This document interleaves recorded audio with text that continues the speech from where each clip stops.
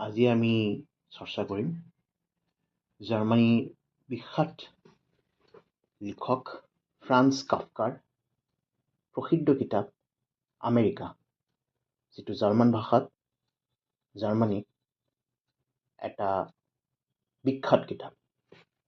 এইখন হৈছে এটা short summary and self-analysis of the book to increase reading habits among people of the region. কাফকাৰ কাহিনী America পৃথিৱীৰ সবতকৈ কঠিন চাকৰি। ফ্ৰান্স কাফকাৰ বিষয়ে অলপ কৈ লওঁ আপোনালোকক। ফ্ৰান্স কাফকা জাৰ্মান ভাষাভাষী ইহুদী লিখক আছিল প্ৰাগৰ পৰা। এওঁ 20th century লিটাৰেচাৰৰ এজন বিখ্যাত ব্যক্তিত্ব আছিল। এওঁ বিখ্যাত কিতাপ কিছুমান লিখিছে।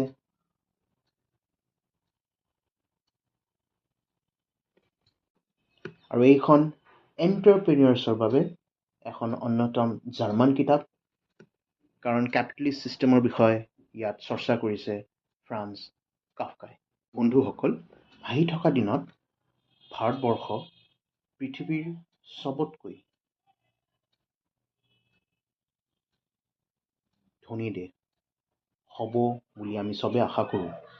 সেইকাৰণে ছাকচেছ ষ্টৰিজ জানা, বিশ্বৰ যিসকল ছাকচেছ কাণ্ট্ৰিজ আছে, ছাকচেছ ষ্টৰিজ আছে, সেইবিলাক জানা ভাল। আমেৰিকাৰ ওপৰত লিখা ফ্ৰান্স কাফকাৰ এই কিতাপখন আমি আজি ডিছকাছ কৰিব ওলাইছোঁ। ভাবি চাওকচোন, আপোনাৰ বয়স মাত্ৰ 16। আপোনাক নিজৰ মা দেউতাৰ ঘৰৰ পৰা খেদি পঠিয়ালে এখন অচিন বিদেশ দেখিবলৈ। আপুনি তাত কাৰো ভাষা নুবুজে, আপুনি তাত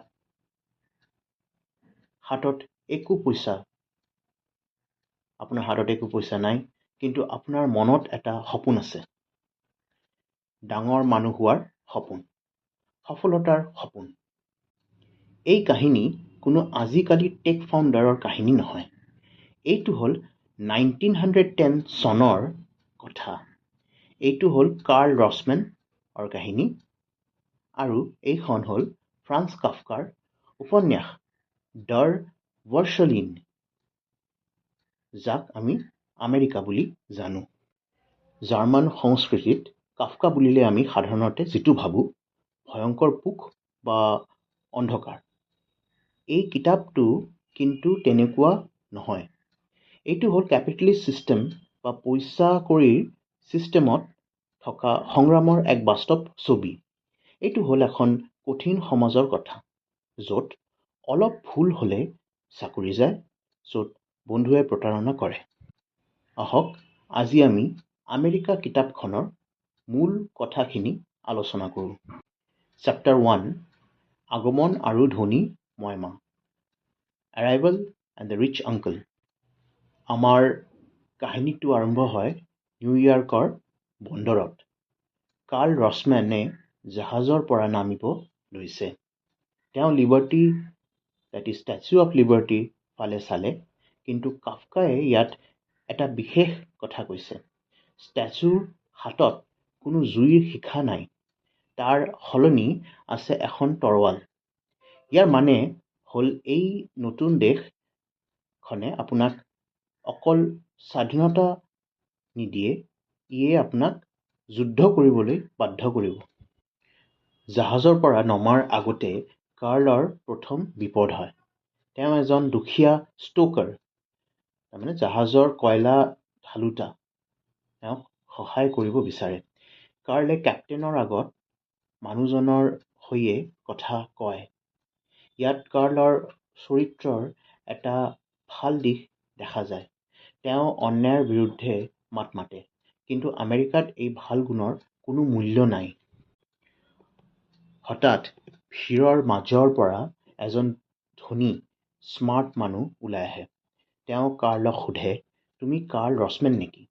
এই মানুহজন হ'ল ছেনেটৰ জেকব কাৰ্লৰ ধনী আংকেল, এজন বিশাল বিজনেছমেন। কাৰ্লৰ ভাগ্য খুলি গ'ল বুলিয়ে ভাবিব পাৰি। তেওঁ দুখীয়া ইমিগ্ৰেণ্ট হিচাপে জীৱন আৰম্ভ কৰিব নালাগে। আংকেল তেওঁক আশ্ৰয় দিলে। কাৰ্লে এটা ৰাজপ্ৰসাদৰ দৰে ঘৰত থাকিব ল'লে। তেওঁ পিয়ানো শিকিলে, ইংলিছ শিকিলে আৰু চবতকৈ ডাঙৰ কথা, তেওঁ ব্যৱসায় বা বিজনেছ কেনেকৈ কৰে সেইটো শিকিব ল'লে। আংকেলে তেওঁক কৈছিলে, নিউয়ৰ্কত যদি কোনো মানুহ ডাঙৰ হ'ব নোৱাৰে তেন্তে সেইটো তাৰ নিজৰ ভুল। চব ঠিকেই চলিছিলে। কাৰ্ল ওপৰলৈ উঠিব ধৰিছিলে। তাৰ পিছত কাৰ্লে এটা ভুল কৰিলে, মাত্ৰ এটা সৰু মানৱীয় ভুল। আংকেলে মানা কৰাৰ স্বত্বেও কাৰ্লে আংকেলৰ এজন বন্ধুৰ নিমন্ত্ৰণ ৰক্ষা কৰিলে। ইয়াৰ ফলাফল আছিল ভয়ংকৰ। আংকেলে তেওঁক এখন বেয়া ইনভেষ্টমেণ্টৰ দৰে বাতিল কৰি দিলে। কাৰ্লে এখন চিঠি পালে। তেওঁক ঘৰৰ পৰা খেদি পঠোৱা হ'ল। মাজনিশা তেওঁ আকৌ ৰাস্তালৈ ওলাই আহিব লগা হ'ল। কোনোৱে চিনি পোৱা বা চিনাকি মানুহ নাই, কোনো আশ্ৰয় নাই। আমেৰিকাৰ সপোন যেন তাতে শেষ হ'ল আৰু আৰম্ভ হ'ল জীয়াই থকাৰ যুদ্ধ। চেপ্টাৰ 2, যাত্ৰা আৰু বেয়া বন্ধু। কাৰ্লে এতিয়া অকলশৰীয়া। তেওঁ ৰাস্তাই ৰাস্তাই ঘূৰি ফুৰে আৰু দুজন মানুহ লগ পায়, ৰবিনছন আৰু ডেলামাৰ্চ। বিজনেছৰ ভাষাত ক'বলৈ গ'লে এই দুজন হ'ল টক্সিক পাৰ্টনাৰ। সিহঁতে কাম বন নকৰে, লোকৰ ওপৰত চলিব বিচাৰে।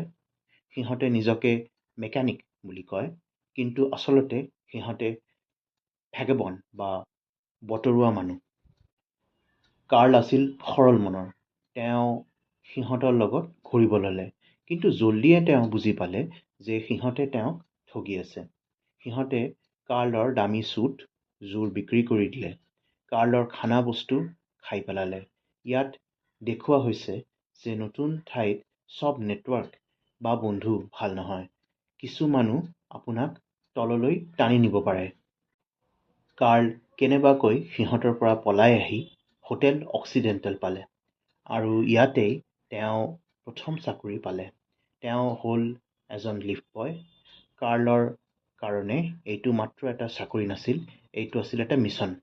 তেওঁ নিজৰ ইউনিফৰ্মযোৰ ভালকৈ পিন্ধে, তেওঁ ভালকৈ কথা কয়, তেওঁৰ হোটেলৰ নিয়মবোৰ ভালকৈ মানি চলে। তেওঁ ভাবিছিলে যে যদি তেওঁ কঠোৰ পৰিশ্ৰম কৰে তেনেহ'লে তেওঁ ভালকৈ থাকিব, কিন্তু তেওঁ ভুল ভাবিছিলে। চেপ্টাৰ 3, হোটেল আৰু চাকৰি যোৱা। এদিন হঠাৎ ৰবিনছন, সেই পুৰণা ঠগ বন্ধুজন, মদ খাই মাতাল হৈ হোটেলত হাজিৰ হ'ল। তেওঁ কাৰ্লৰ পৰা পইচা বিচাৰিলে। কাৰ্লে নিজৰ ডিউটি এৰি তেওঁক বাহিৰ কৰি দিব পৰা নাছিল। সেইকাৰণে ৰবিনছনক অলপ সময়ৰ বাবে লিফ্ট বয়বিলাকৰ থকা ৰুমত লুকাই ৰাখিলে। হোটেলৰ মেনেজাৰে কথাটো গম পালে। তাৰ পিছত যিটো ঘটনা ঘটিলে সেইটো দেখিলে বুজিব পাৰি যে কৰ্পৰেট ছিষ্টেম কিমান নিষ্ঠুৰ হ'ব পাৰে। হেড ৱেটাৰৰ আগত কাৰ্লৰ বিচাৰ হ'ল। কাৰ্লে নিজক বচাবলৈ বহুত চেষ্টা কৰিলে।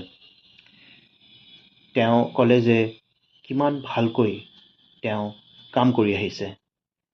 তেওঁ যুক্তি দিলে, কিন্তু হেড ৱেটাৰে একো নুশুনিলে। হোটেলৰ ছিষ্টেমত এজন সাধাৰণ কৰ্মচাৰীৰ কোনো মূল্য নাই। এটা ভুল আৰু চব শেষ। হেড পৰ্টাৰজনে কাৰ্লক চেক কৰিলে, তেওঁৰ লগত থকা বস্তুবোৰ কাঢ়ি ল'লে আৰু তেওঁক হোটেলৰ পৰা বাহিৰ কৰি দিলে। মাত্ৰ কিমান মিনিটৰ ভিতৰত কাৰ্ল এজন সন্মানীয় কৰ্মচাৰীৰ পৰা আকৌ ৰাস্তাৰ ভিকাৰী হৈ পৰিলে। ইয়াত শিকিব লগা কথাটো হ'ল, এটা হাইপাৰ এফিচিয়েণ্ট ছিষ্টেমত আপুনি মূল্য বা আপোনাৰ মূল্য সিমানে যিমানখিনি আপুনি কামত আহে। লয়েলটি বুলি একো বস্তু নাথাকে। চেপ্টাৰ 4, গোলামী আৰু পৰাধীনতা। কাৰ্ল আকৌ সেই পুৰণা ঠগ টেলামাৰ্চ আৰু ৰবিনছনৰ লগত ফাঁচিল। কিন্তু এইবাৰ পৰিস্থিতি আৰু বেয়া। টেলামাৰ্চে ব্ৰুনেলডা নামৰ এজন ধনী কিন্তু অকৰা মহিলাৰ লগত থাকিব লৈছিলে। সিহঁত এটা বস্তু বাহিনীৰে ভৰা এপাৰ্টমেণ্টত থাকে। কাৰ্লক জোৰ জবৰদস্তি ব্ৰুনেলডাৰ চাকৰ হ'বলৈ বাধ্য কৰা হ'ল। এইটো হ'ল কাৰ্লৰ জীৱনৰ চবতকৈ বেয়া সময়। তেওঁ এতিয়া আৰু মুক্ত কৰ্মচাৰী নহয়। তেওঁ গোলাম হৈ পৰিলে। তেওঁ ঘৰ চাফা কৰিব লাগে, ব্ৰুনেলডাৰ সেৱা কৰিব লাগে। এইটো হ'ল চাকৰি, জীৱনৰ এক ব্যংগ। কাৰ্লৰ কোনো অধিকাৰ নাই, কোনো অফ টাইম নাই। তেওঁ পলাই যোৱাৰ কথা ভাবে। তেওঁ বেলকনিৰ পৰা ৰাস্তালৈ চাই থাকে। তাত তেওঁ মানুহবিলাকক দেখে, ৰাজনৈতিক ৰেলী দেখে, ইলেকশ্যনৰ ভাষণ শুনে। তেওঁ সেই শক্তিশালী পৃথিৱীখনৰ অংশ হ'ব বিচাৰে। তেওঁ পঢ়িব বিচাৰে, কাম কৰিব বিচাৰে, কিন্তু তেওঁ তলৰ মানুহ, সেইবোৰ নোৱাৰে। তেওঁৰ হাতত নিজকে মুক্ত কৰিব পৰাকৈ পইচা নাই। দুখীয়া হোৱাটো বৰ দামী কথা। একবাৰ যদি আপুনি তললৈ নামিবলগীয়া হয়, তাৰ পৰা উঠিবলৈ অসম্ভৱ শক্তি লাগে। চেপ্টাৰ 5 অক্লাহোমাৰ থিয়েটাৰ। কিন্তু এওঁৰ কাহিনী ইমান সহজ নহয় বা সহজে শেষ নহয়। কাৰ্লে কেনেবাকৈ তাৰ পৰা পলাই যাবলৈ সক্ষম হ'ল। তেওঁ ৰাস্তা এখন পোষ্টাৰ চালে। পোষ্টাৰখনৰ কথাবোৰ ইমানেই ধুনীয়া আছিল যে বিশ্বাস কৰিবলৈ টান হ'ল। পোষ্টাৰখনত লিখা আছিল অক্লাহোমাৰ নেচাৰ থিয়েটাৰ। তাত লিখা আছিল সকলোৱে আহিব পাৰে, যাকে আৰ্টিষ্ট হ'ব মন আছে আহক। আমি সেই থিয়েটাৰ য'ত সকলোকে প্ৰয়োজন হয়, আজিয়ে আহক, নহ'লে আপুনি সুযোগ হেৰুৱাব। সকলোকে প্ৰয়োজন হয়। এইটো নিউয়ৰ্কৰ ঠিক ওলোটা কথা। নিউয়ৰ্কে মানুহক খেদি দিছে আৰু অক্লাহোমাই মানুহক মাতিছে। কাৰ্লে ইণ্টাৰভিউ দিবলৈ গ'ল। তাত হাজাৰ হাজাৰ মানুহ পৰীৰ সাজ পিন্ধি বাঁহী বজাই আছিল। কাৰ্লক সুধিলে, তুমি কি কৰা? তেওঁ ক'লে, মই লিফ্ট বয় আছিলোঁ। তেওঁ আৰু মিছা কথা নক'লে। তেওঁ নিজৰ অতীতক স্বীকাৰ কৰিলে। আৰু আচৰিত কথা, তেওঁক চাকৰিটো দিলে। এক্টৰ হিচাপে নহয়, কিন্তু টেকনিকেল ৱৰ্কাৰ হিচাপে। তেওঁ বিভিন্ন মানুহৰ লগত ট্ৰেইনত উঠিল আৰু ট্ৰেইনখন অক্লাহোমাৰ বিশাল পাথৰৰ মাজেদি গুচি গ'ল। কিতাপখন ইয়াতে শেষ হ'ল। কাফকাই এইটো শেষ কৰিব পৰা নাছিল। কাৰ্লে বাৰু এখন ভাল ঠাইলৈ গৈছেনে? নে এইটো মাত্ৰ আন এটা ইলিউশ্যন আছিল? কিন্তু আজিকালিৰ পাঠক হিচাপে আমি এটা ভাল কথা দেখোঁ, কাৰ্লে হাৰ মনা নাছিলে। তেওঁ বাৰ বাৰ চেষ্টা কৰিছিলে। তেওঁ কেতিয়াও হাছল কৰা বন্ধ কৰা নাছিল। এয়াই আছিল ফ্ৰান্স কাফকাৰ আমেৰিকা। এইটো এখন কিতাপ যিটোৱে আমাক শিকায় যে সাফল্য পাব হ'লে ভাগ্য নালাগে ঠিকে, বা ভাগ্য লাগে ঠিকে, কিন্তু হাৰ নামানি যুঁজাটো হ'ল নিজৰ হাতত। মানে আপোনাৰ ভাগ্য নিশ্চয় এটা ফেক্টৰ প্লে কৰে, কিন্তু আপুনি হাৰ মানি ল'লে আপুনি শেষ। আপুনি হাৰ নামানি ঠিক পথত যুঁজি থাকিলে সেইটোৱে হৈছে কিতাপখনৰ মূল তথ্য। জাৰ্মান ভাষাৰ এখন অতি প্ৰসিদ্ধ কিতাপ শুনি আশা কৰিছোঁ আপোনালোকৰ ভাল লাগিছে। ধন্যবাদ। আমাক ছাপোৰ্ট কৰিব। ধন্যবাদ।